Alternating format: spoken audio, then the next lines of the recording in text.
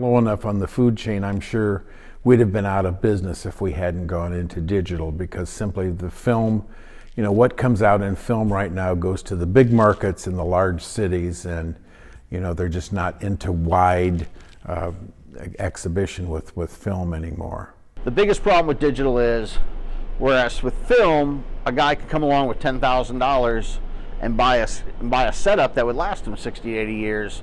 With digital, you're going to spend anywhere from $50,000 to $200,000 for a projector and a server, and maybe a sound system.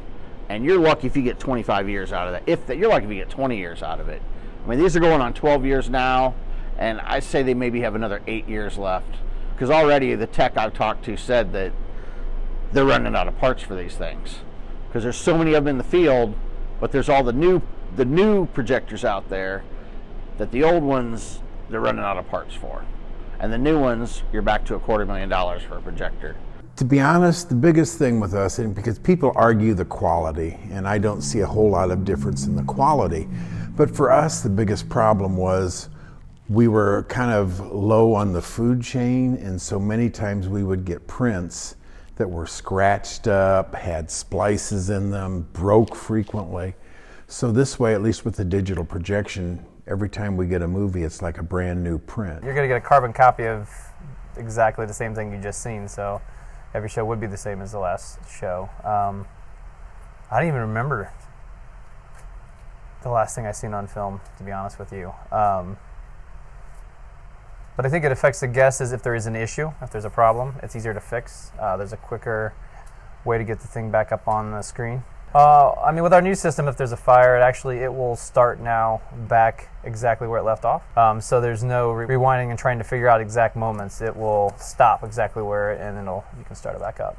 If something doesn't start, you can manually load it, you can manually start it, you can do all that yourself. Whereas film would be a little bit of a headache, I think. Print could cost as much as $10,000 for a print on film, depending on the length. And this way it's like $150.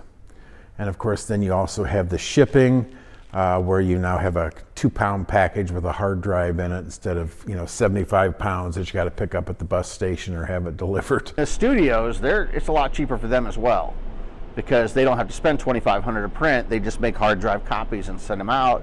And even then, most of it comes through satellite, so through a system that just delivers it like online. So there is no hard drive anymore, really, unless it's like an obscure film or something where we're having connectivity difficulties and we just can't get the film. And as I said, the quality of the presentation, I think, is better, just simply because we're not dealing with something that's as fragile as film was.